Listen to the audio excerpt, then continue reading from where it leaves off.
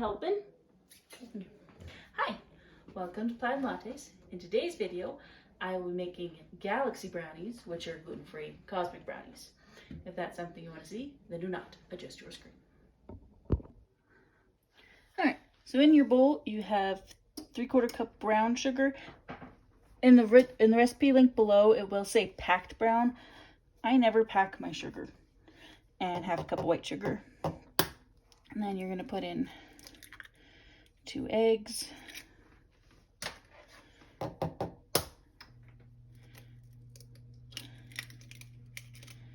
And your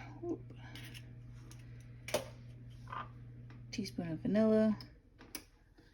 And you're going to whisk it. If you have a magic whisk, it will take you a lot less time. You're supposed to whisk it till it gets fluffy.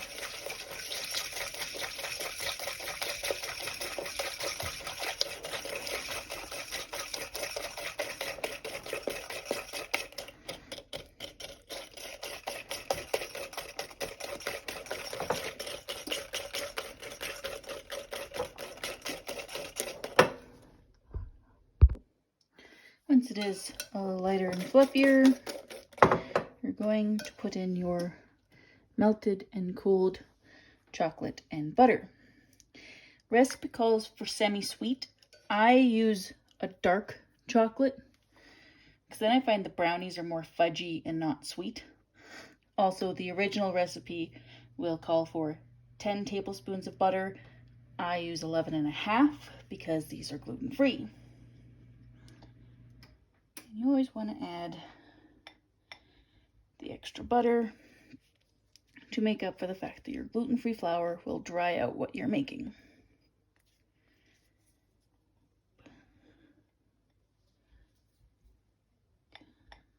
Just scrape all of it. Last thing you want to leave behind when making brownies is chocolate.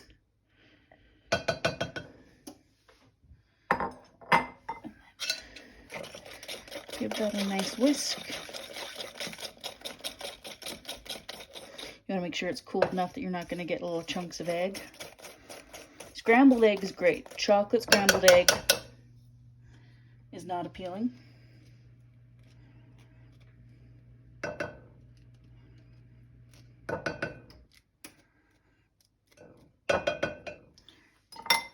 And then I have 3/4 cup of the President's Choice gluten-free flour and 1/4 cup of cocoa.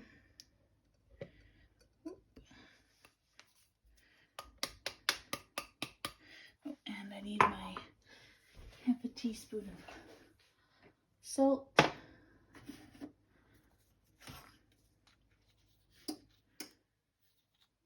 Eyeball it.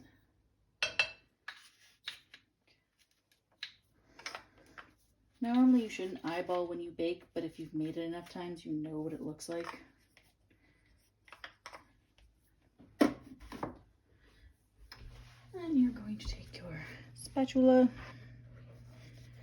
and mix it. Even though with gluten-free flour, you don't have to worry so much about over-mixing because you can't... Yeah, there are no glutens to over-mix. You still don't want to mix it too much.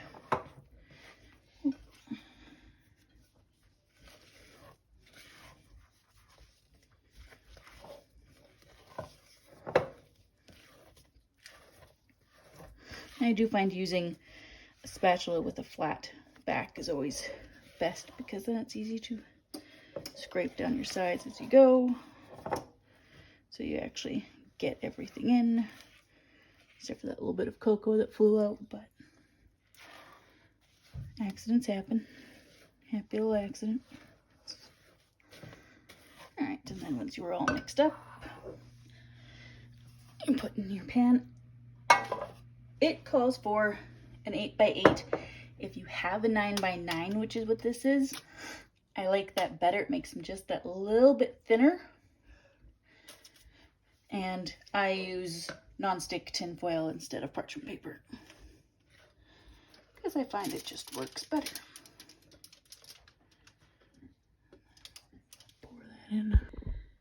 All right, so then after it's all out of the bowl, spread it to your corners and bake for 20 minutes.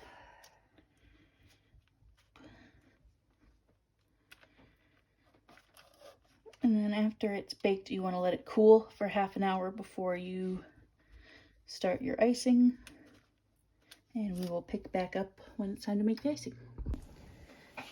Alright, so after your brownies are completely cool, we're going to microwave, well, you can do it on the stove if you fancy, but microwave a 1/4 cup of cream and 3/4 cups or 120 grams of chocolate. I of course did the dark chocolate again, so you get that really nice fudge without the extra sweetness.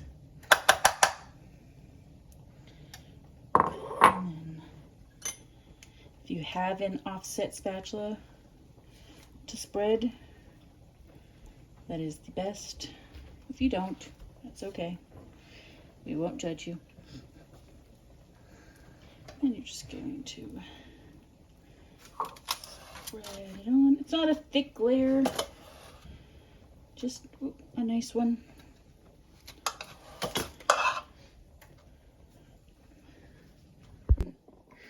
Mother's being a bad influence, telling me to swear in our videos because I have stuff on the stove. Anyway, after you've spread it in a nice layer, you can use little chocolates if you can find them. I like just putting on the sprinkles, especially because I kind of refer to these more as galaxy brownies since they're gluten-free. So they're gluten-free galaxy brownies, as the title will tell you.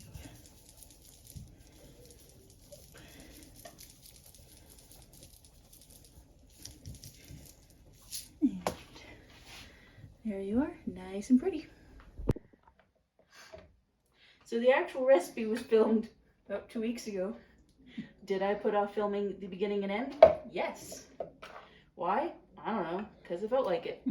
So, but they do keep in the fridge for minimum 2 weeks if no one eats them. And they're still just as good as the first day. Yep. Well, especially put them in the fridge, and then once you leave them out for a bit, they get fudgy again in the middle. Mm-hmm. This recipe works really, really well.